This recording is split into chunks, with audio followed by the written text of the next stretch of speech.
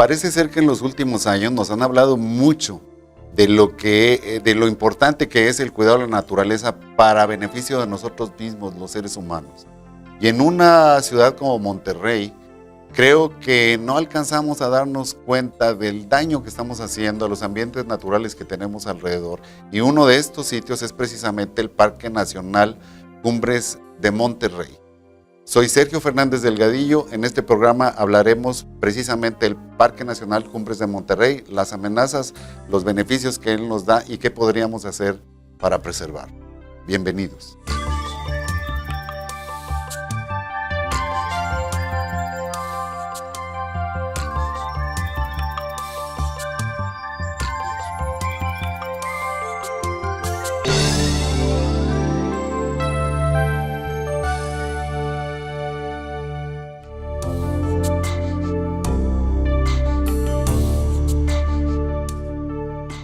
Muy buenas tardes, apreciable auditorio. Estamos con usted de nuevo en el programa Mundo Sustentable. Y mire, tal vez usted ha escuchado hablar del Parque Nacional Cumbres de Monterrey, pero ¿realmente sabe usted qué es el Parque Nacional Cumbres de Monterrey? ¿Qué tenemos ahí? ¿Cómo lo podemos cuidar? ¿Qué amenazas hay para este parque? Y para que usted entienda y conozca más de esto, en este programa hemos invitado al doctor Sadot Edgardo Ortiz, quien es el director del Parque Nacional Cumbres de Monterrey. Sadot, buenas tardes. Buenas tardes, encantado. Bienvenido a Mundo Sustentable. Gracias por la invitación.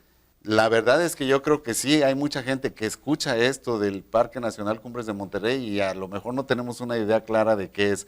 ¿Nos puedes platicar cómo se creó, cómo nace esto del Parque Nacional Cumbres de Monterrey?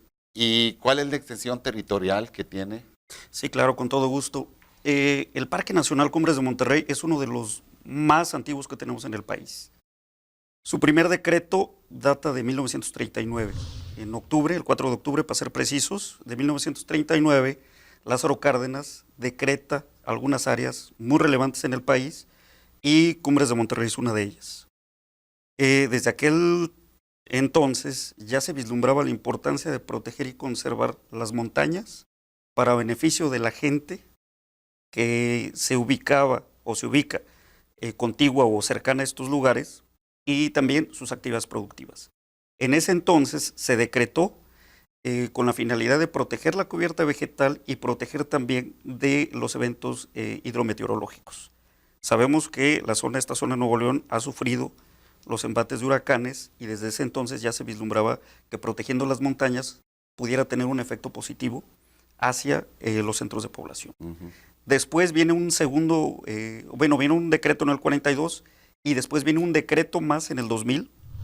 Ya en noviembre del 2000 se decreta el Parque Nacional Cumbres de Monterrey como lo conocemos hoy día, con una extensión de 177,395 hectáreas, abarcando 8 municipios, desde García al norte hasta Rayones Montemorelos al sur. Para que nos demos una idea, es todo el macizo montañoso que abarca esta parte de los municipios que ya mencioné, pasando por San Pedro, por Monterrey, por Santa Catarina, por Allende, por Montemorelos y los municipios que ya mencioné más hacia el sur. Es decir, toda la Sierra Madre Oriental de Chipinque hacia atrás.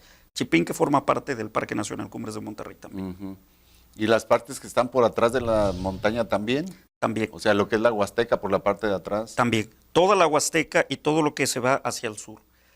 Únicamente del lado de Nuevo León. El parque está ubicado únicamente en el estado de Nuevo León.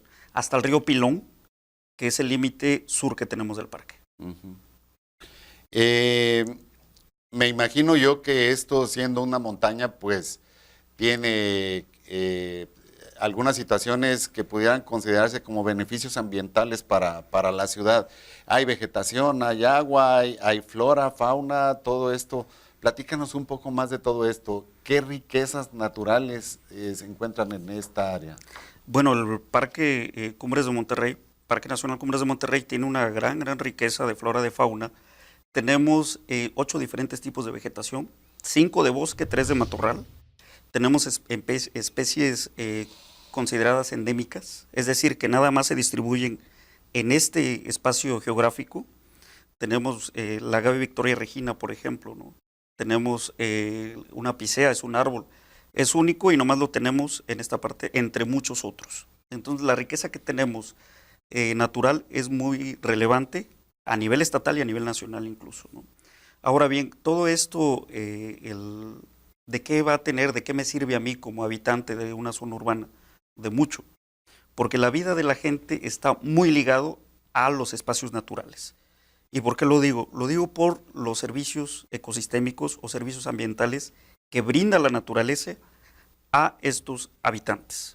Ejemplos hay muchos, Constanza menciona que son 17, en el parque tendremos por ahí, pero haciendo como que una priorización o resaltando lo más importante, tenemos al agua, por ejemplo. Dentro del ciclo del agua, para que podamos tener en calidad y cantidad, debemos de tener una buena cubierta vegetal. Y una buena cubierta vegetal permite que el ciclo hidrológico se lleve a cabo. Entonces, el agua que mucha gente obtiene en sus casas o para sus actividades productivas, se captura en las montañas y esas montañas están dentro de un parque nacional. Otra función que puede tener el parque nacional es la captura de carbono. Tenemos altos niveles de contaminación por diferentes causas y donde se lleva a cabo la captura de este carbono precisamente es también con la vegetación que está presente en los espacios naturales adyacentes al área metropolitana de Monterrey, siendo el Parque Nacional el más importante por su extensión. Entonces, la captura del carbono y la limpieza del aire es otro servicio que nos brinda el Parque Nacional Cumbres de Monterrey. Un servicio más que proporciona es la polinización. Entonces, muchos podemos decir, no, pues a mí qué me importa la polinización, debe importar más porque datos científicos y de la FAO también, se menciona que de no existir la polinización puede bajar la productividad en campos hasta un 60%. Y si los campos no producen, vamos a tener desabasto. Entonces, muchos de los procesos de polinización se llevan a cabo por insectos. Los más conocidos son las abejas, pero hay otros que viven también dentro de Cumbres de Monterrey y dan este servicio. Un servicio más, la protección contra inundaciones. Es decir, un parque nacional como Cumbres de Monterrey no va a detener un huracán, eso lo sabemos, pero lo que sí va a hacer es va a mitigar los efectos o los impactos de este. Al retener el agua y a irla liberando poco a poco, no van a permitir que existan inundaciones en las partes bajas que comúnmente están habitadas en toda esta zona, ¿no? Estos servicios ambientales, entre muchos otros, que nos brindan la naturaleza presente dentro de este espacio protegido. Esta situación que mencionas de que el agua se detiene es evitar que ruede de una manera rápida, o sea, que de repente haya las famosas avenidas de agua o avenidas de agua que provocan mucho más problemas, no solo inundar, sino que además tiene una fuerza tremenda. Así es, definitivamente, cuando se quita la cubierta vegetal en las partes altas de las cuencas tributarias o microcuencas, efectivamente el agua cuando llega aumenta su velocidad y su volumen, arrastrando sedimentos y una cantidad, rocas, piedras, piedritas y piedrotas, que finalmente vienen causando impactos negativos hacia las partes más bajas que están habitadas. Muy bien, es tiempo de hacer un corte, pero vamos a empezar a hablar ahora de los problemas. ¿Qué amenazas hay para este parque? ¿Sí? No se vaya, estamos platicando con el director del Parque Nacional Cumbres de Monterrey, el doctor Sadot Edgar de Ortiz. En un momento regresamos.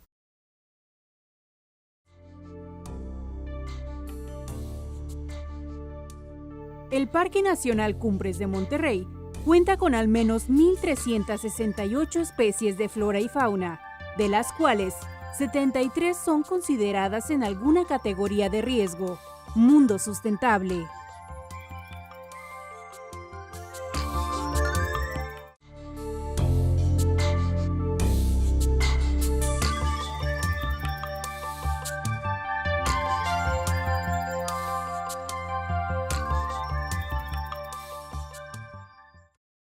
Estamos de regreso con usted y recuerde que puede vernos en cualquier parte del mundo a través de las redes sociales o las direcciones que en este momento aparecen en su pantalla. Estábamos platicando, Sadot, de bueno, los beneficios ambientales que significa para Monterrey tener esta área tan cerca.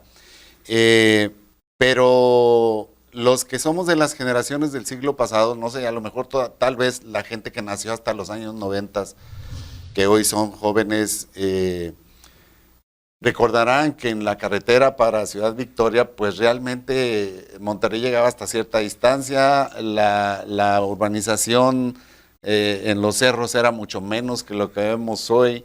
Me imagino yo que hay una falta de conciencia respecto a cómo debemos manejarnos en toda esta situación y el desarrollo urbano de una ciudad como Monterrey. Pero tú que eres un experto en esto, ¿qué amenazas tiene una área como esta, el Parque Nacional Cumbres de Monterrey? Híjole, lo que acaba de comentar, precisamente, lo que acaba de comentar, la desventaja para la parte natural de Cumbres de Monterrey es estar muy contiguamente a un área metropolitana habitada.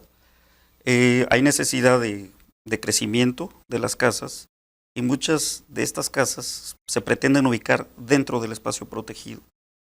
El problema está de los costos ambientales que puede representar construir en las partes altas de las microcuencas, y que es donde está el Cumbres de Monterrey, y también en espacios donde no existen las condiciones o los costos ambientales van a ser muy altos.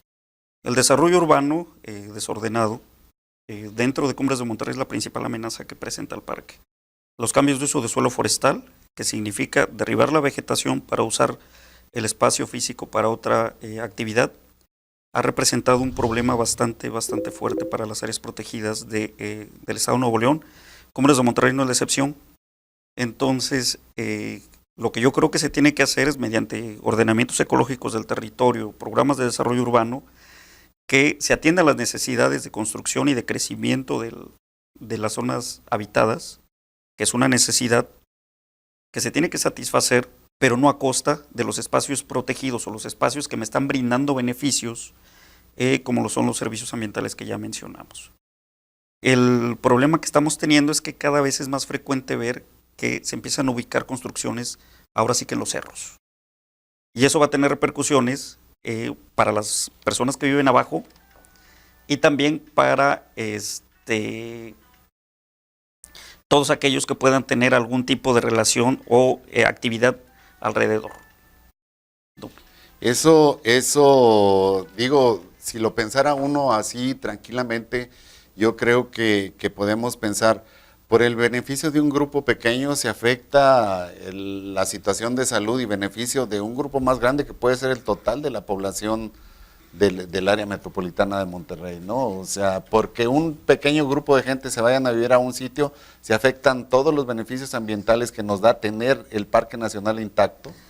Híjole, sí, desafortunadamente puede suscitarse esa situación. Entonces, ¿cómo le tenemos que hacer? Pues apelar a la conciencia de la gente y como que disminuir el interés de irse a vivir en las partes altas. O sea, es algo que si es factible, probablemente sí, pero con altos costos ambientales. ¿Y qué otras amenazas existen para esta área? Tenemos incendios forestales. Hay que acotar algo muy puntual en la cuestión del fuego. El fuego ha formado parte del bosque durante millones de años, con un régimen natural. El problema que tenemos es que este régimen natural se ha roto. Entonces, si una zona se iba a quemar cada 30, 40 años, ahora se está quemando cada 20 o cada 15 o cada 10 años, o a veces en lapsos menores, por incendios que son provocados. Entonces, estos incendios que son provocados tienen algunos impactos bastante severos hacia los elementos naturales que están presentes en el parque. Tomamos en cuenta que la pendiente en la mayoría del parque es muy pronunciada. Si viene un incendio grave, o bueno, de copa como le llamamos, o aéreo, sí puede causar impactos considerables. Entonces ahí yo creo que la responsabilidad es de todos los que tenemos algún tipo de actividad o visitamos el Parque Nacional, de tener un manejo responsable del fuego. Cuidados. Sí, más en la temporada de estiaje, cuando las condiciones son propicias para la ocurrencia de estos fenómenos, ¿no? Incendios forestales es otra problemática que tenemos, lo representan las especies exóticas invasoras. Hay muchas especies exóticas que logran establecerse, adaptarse a las condiciones y ocupar espacios de otras especies que son nativas. Entonces en el parque tenemos el carrizo Arundo donax, por ejemplo. Muchos le llaman ladrón de agua porque está comúnmente a la orilla de ríos, arroyos, y utiliza muchísima agua para poder vivir. Entonces la poca agua que puede haber en ese arroyo, si se la quedaron estos exóticos, y aguas abajo, pues ya no hay líquido, y entonces los peces y todos los demás organismos vegetales y animales ahí, pues ya se vieron o se están viendo en problemas por la intervención. El problema de los exóticos es que crecen muy rápido y es muy difícil y muy caro lograrlos erradicar. En algunos casos ya lo que nos queda es convivir con ellos, y en otros, si es posible, pues erradicarlos para evitar los daños que están ocasionando hacia los otros elementos del mismo ecosistema, ¿no? ¿Este problema es antropogénico o se da por fenómenos naturales? No, desafortunadamente es antropogénico. Arundo donax es un ejemplo, pero hay más. Está el calancoe o madre de 1000 hijos, también tenemos los truenos, también tenemos el tabaquillo que le llaman, y en todos los casos de estos fueron introducidos de manera quizás no teniendo la conciencia de lo que pudiera ocasionar por introducir estas especies, pero ya cuando se establecieron y todos los impactos son muy... El problema está que hay mucho interés por estar metiendo especies exóticas. Hay algo que me gustaría hacer un comentario, que Nuevo León junto con Tamaulipas tenemos una riqueza de encinos por encima del país, ¿no? De todos lados. Entonces tenemos una riqueza muy importante y curiosamente no le explotamos las cualidades que pudieran tener todos los encinos y nos traemos un encino rojo canadiense. Uh-huh. ¿Por qué? Porque las hojas se ponen cafés y rojas y es todo. Uh-huh. Como que despreciamos los valores que tenemos nativos y buscamos saber afuera qué hay, ¿no? Entonces eso yo creo que sí valdría la pena ir cambiando como que ese chip y tener la valoración de los recursos que tenemos aquí. Uh-huh. Y eso da el riesgo de que entre más estemos jugando con especies, tanto animales como vegetales exóticas, alguna puede tomar la característica invasora y generar los impactos bastante considerables, ¿no? Esa es otra problemática que tenemos. Uh-huh. Es tiempo de hacer otro corte. Continuamos platicando de este asunto en el último corte de este programa. Claro que sí, con todo gusto. No se vaya, en un momento regresamos. Estamos en Mundo Sustentable hablando del Parque Nacional Cumbres de Monterrey.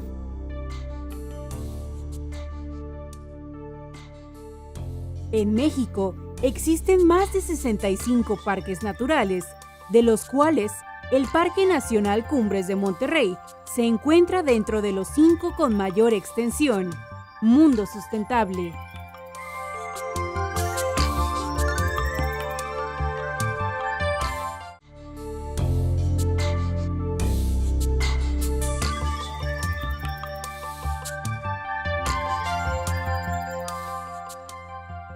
Estamos de regreso con usted en el programa Mundo Sustentable. Le agradecemos mucho por continuar con nosotros.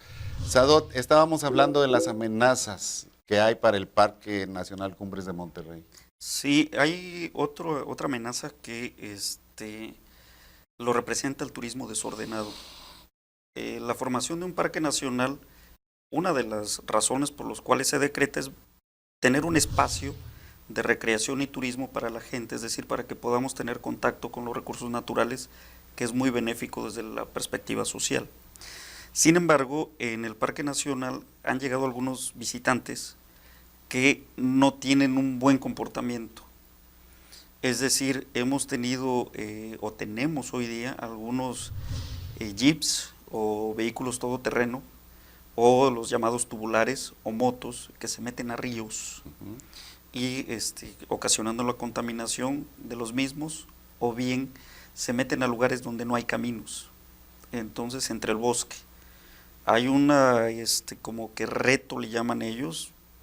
Los que estamos de este lado de la conservación le damos muchos adjetivos que no los quiero repetir. Que no serían muy adecuados. Que no serían muy adecuados, pero digo con todo respeto, no encuentro sentido ir transitando donde no hay caminos y ya después aplausos porque vencí a la naturaleza. A la naturaleza. El problema que tenemos es que se compacta suelo, se hacen acciones de disturbio, las aves que estaban ahí dispersando semillas se van a otro lado, al igual que venados y todos los animales. Imagínense el ruido que puede hacer un motor dentro de un bosque. Y lo principal es, en el suelo también hay bacterias que están fijando nitrógeno. Entonces, y también hay gases. El mismo suelo tiene unas particularidades muy propias. Al tránsito de vehículos, pues ya estamos interfiriendo ahí en los procesos ecológicos o los ciclos biogeoquímicos, como dicen, que se llevan ahí en estos espacios. Entonces, la alteración es bastante fuerte. Otra cosa también es que los incendios más graves que hemos tenido han sido ocasionados por fogatas, colillas de cigarros o, en algunos casos, en los lugares de visitación. Entonces, lo del turismo desordenado también nos genera riesgos de incendios.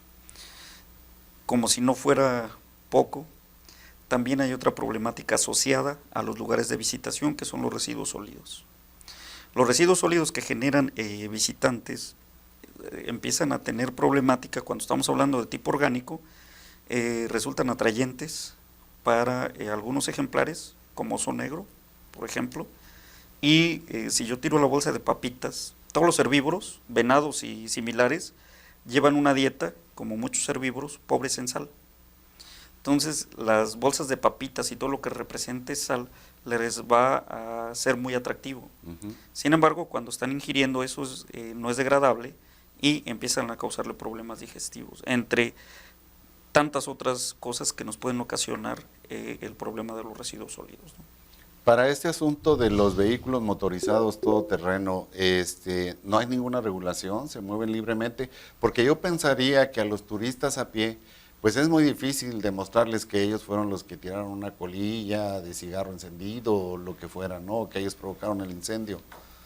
Pero cuando voy en un vehículo motorizado, pues es bastante obvio, ¿no? Que además, pues me voy a meter por el agua, que puede ser agua muy natural, muy limpia, con las llantas y el aceite a lo mejor que recogí en otra parte, no sé, me significa mucho problema. ¿No hay regulación para eso? Bueno, sí existe, pero el visitante puede transitar en caminos con toda la libertad.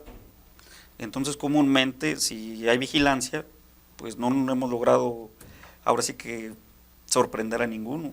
Por algo muy, muy simple, todos somos beneficiados por los servicios ambientales. Todos respiramos aire limpio, o eso queremos. Todos disfrutamos del servicio agua y todos tenemos así como que muchos beneficios de estar tan cerca de un área protegida o de área de montaña. Entonces es deber de todos el hecho de encaminar acciones y actividades en torno a la conservación de la misma. Entonces yo creo que cada sector dentro de su trinchera debemos de ir trabajando con la finalidad de sí llevar a cabo un aprovechamiento, llevar a cabo un uso de los recursos y de los beneficios que nos brinda la naturaleza, pero también propiciando su conservación. Es decir, si yo soy visitante, si hago un uso responsable del fuego, si utilizo únicamente las veredas y los caminos ya establecidos para tal fin, estoy ayudando en mucho. Si yo soy investigador, ¿cómo le puedo hacer para erradicar o controlar los exóticos? ¿O cómo puedo manejar de mejor manera los residuos sólidos? Si yo soy autoridad, pues cómo me coordino con todos los demás para poder atender las problemáticas específicas que tenemos. Específicamente en ese espacio de la investigación, los inspectores que ustedes tienen, ¿detectan trabajo de investigadores en las universidades asociado a esto? Sí, tenemos. ¿O habrá que promoverlo más? Habrá que promover, hace falta muchísima investigación. Tenemos ya trabajo, digamos que el campo de acción es muy amplio, porque tenemos, por ejemplo, las enfermedades forestales por descortezadores. Ahí que se tiene que hacer. Por cambio climático se detectaron de manera reciente, hace 2-3 años, la presencia de algunos descortezadores nuevos, por llamarle de algún modo, Scolytus y Pseudolecinos son los géneros, y ahí yo preguntaba, ¿qué tenemos que hacer? ¿Le meto insecticida, lo descortezo? Entonces, para tomar la mejor decisión. Entonces, ahí estamos trabajando muy de cerca con la Facultad de Ciencias Forestales, en donde los investigadores marcan la pauta de decir, nos vamos por aquí. al igual con lo de exóticos invasores, también al igual con lo del manejo del fuego, es decir, todas las líneas de investigación que se están haciendo hoy día obedecen o se traducen con unas actividades de manejo ya muy propias del área. Nos falta muchísimo. Habría que ir fomentando mayor la investigación, que nos respalden a nosotros de que estamos haciendo las actividades o los proyectos correctos. Parece impensable que el desarrollo económico de la ciudad de Monterrey se siga dando sin este movimiento que la ciudad tiene dentro de ella, pero creo que tendremos que empezar a pensar en límites, ¿no? Si tú tuvieras la posibilidad de tener al gobierno y a todas las instancias involucradas aquí enfrente de ti, ¿qué mensaje les darías? Híjole, que tendríamos que ir vislumbrando y trabajando sobre esquemas de satisfacción de las necesidades humanas, que son una prioridad, por supuesto, pero a la par de ir conservando la fuente de donde salen algunos satisfactores muy específicos, como lo es el agua, como es el aire limpio, entre muchos otros. Entonces tendríamos que encontrar esquemas sustentables. Aunque muchos piensan que está muy trillado ya el término, yo considero que es necesario la inclusión de la sustentabilidad en todas las actividades cuando estamos hablando de satisfacción de necesidades humanas. Y también, vuelvo a recalcar, la conservación de la naturaleza, y de manera particular de Cumbres de Monterrey, es una responsabilidad de todos. Muy bien, pues te agradecemos mucho por habernos acompañado en este programa. Hay mucho que decir, creo que en este campo, y espero verte nuevamente aquí para que nos sigas platicando de este asunto que parece ser importante. Esto último que nos dijiste es prácticamente decir, de nada te va a servir el dinero si a fin de cuentas vas a estar muerto, ¿no? Es correcto.